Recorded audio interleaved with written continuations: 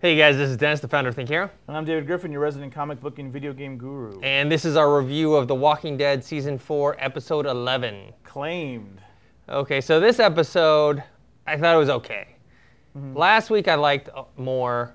I do like this one better than the mid-season premiere, the one with Carl just whining the whole time.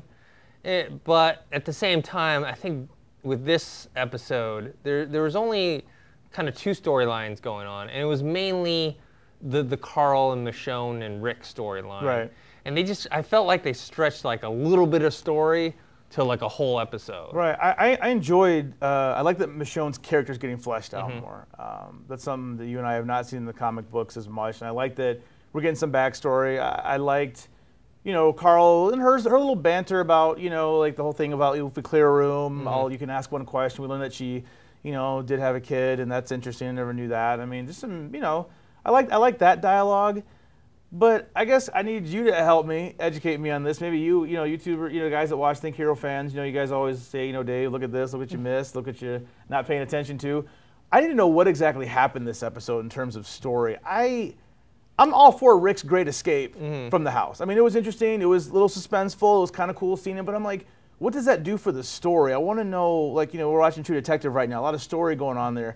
I'm not getting a lot of story out of this episode. Well, Walking Dead, even, you know, I'm sure some people who are like fanboys won't agree with this, but Walking Dead is notorious for stretching out their stories. Because there were some good moments. Like, I like the moments with Michonne. I enjoyed that. But the rest of it, I'm like, Rick getting out of the house, I'm like, what does that do for... It feels like how, remember when Lost didn't have like an end point and they were just and that's when I left the show, which I never finished watching Lost. Lost got better. As soon as they decide, okay, we're going to end with this many seasons and this is our end point, it started to form together. And I think that's the issue with Walking Dead, is very successful.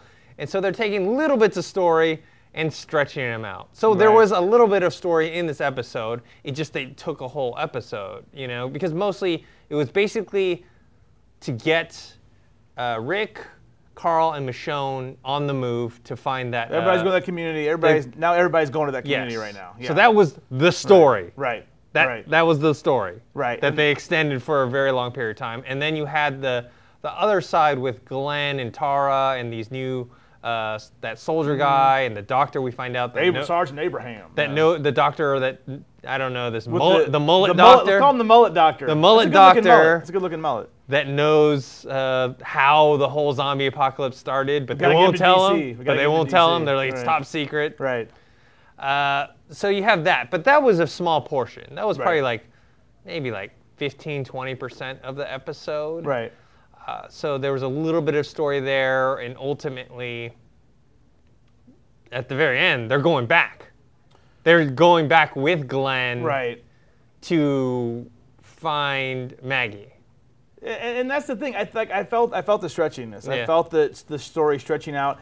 And it's unfair to compare it, and probably a lot of you out there are going to ask me, well, Dave, you like the comic books. Comic books are basically the same, and it's true, but for some reason, when I'm watching the show week after week, I'm getting a little bit tired of just seeing a bunch of shoot-offs with zombies. Like, don't get me wrong, I like the way the action sequence was shot with Rick in the house. I don't think it had much to do with the story, but I like seeing Rick. You know, it was shot well. It was a lot of suspense with the guy sleeping above him and him trapped under there trying to get his water and hide all the evidence. Like, that was interesting, but again, the story, it's like with Game of Thrones, you don't see, granted it's a much different story, we don't see like the Game of Thrones cast going and killing White Walkers every episode. You know, like their equivalent of zombies, I guess, if you want to call that. So it's like, it's repetitive. I mean, that's what it is. It's not anything new. You know, we had the prison, and that was cool. Right. But then, you know, we had that whole the flu storyline at the beginning of the season that was kind of repetitive. So I think that's what it is. I mean, I like the parts with Michonne. Yeah, I like that. That was good. That was good. And then also, I did find it kind of strange that Carl was like, he got really upset when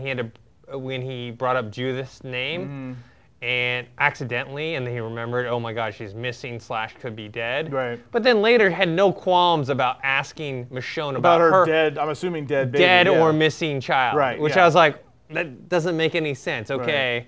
You're and maybe it is the whole age thing where really he is supposed to be, how old is he in the comic book? In the comic book, somebody, one of you, I think the fans pointed out that I believe in issue 82, I think he's like 8 or 10, somewhere between 8 and 10 years old, I believe.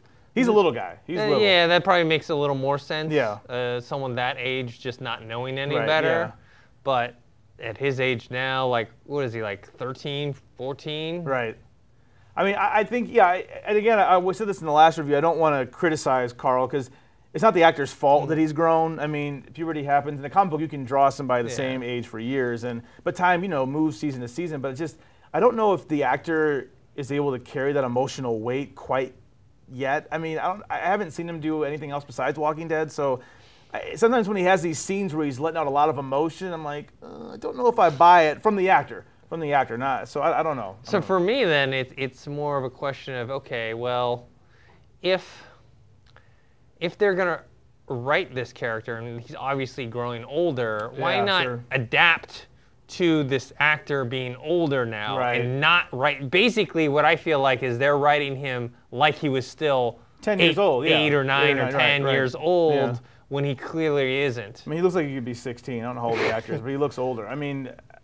Yeah, I don't know. I just wish I want to see. I said this before. I'm getting into a thought here. We know the show's expanded to 16 episodes these last 2 seasons, and a lot of you have agreed with us when we brought this up before. Is that I don't think the show needs to be 16 episodes. Same with Game of Thrones. It's like I wish it was more than 10. But I think once you get past 13 episodes this season, I think you're starting to stretch the story out a little bit. And they have a good story. They have a good cast. They can just focus the story a little more. Like, let's just get to this location. Let's get to this next, safe haven that's going to be safe. We're all going to be safe instead of, just, I don't know, they're just, like you said, stretching it out like that. Yeah, I feel like maybe like the last 2 episodes could have been 1 episode or something like that. Yeah, just combine it, right. Because there are moments that I like. I like the parts of Michonne. It was a suspenseful moment with Rick in the house under the bed. It was suspenseful, but again, as a story, I'm like, comparing it to True Detective, I don't see the purpose it is for the story. Like, what does that do for Rick's character, him escaping? I mean, Rick's a badass. I love Rick. I love Rick in the comics, but what does that tell us about Rick, him escaping the house? Besides, I guess he's a badass. Maybe that's it. I don't know. But we already knew he's a badass. We know Rick's a badass. I mean, there's a lot of repetition, and that's why, like, I was talking about the whole Carl thing. People are like, oh, but they were just building it up. I'm like, no, they've kind of done this before. They just keep repeating it over and over. Right. So, I don't know. It's a hugely successul show. Yeah, I would never deny so they're not. I don't think they're going to change anything about it. They're not going to listen to us. They're not going to listen to us. But I'm excited for next week because we're going to see more Daryl. Daryl and Beth, I like that. So I said, like, from the video games, from Telltale's video games, it reminds me of Clementine a little bit. So I like the whole Daryl and Beth dynamic. I'm looking forward to seeing them next week. Okay. All right, guys, so that's what we thought of the episode. You can post your comments below on the website, thinkhero.com, or on our YouTube channel, Think Hero Pro. Make sure you subscribe to that. You can also find us on Twitter with Dennis. Want to come chat with us about Walking Dead, what you're loving about the episode, the whole arc of this season. Let us know. It's at Think Hero. I'm at Griffin DE. And we also have a Facebook page. That's facebook.com/ThinkHeroFans. Make sure to like that page and share our video.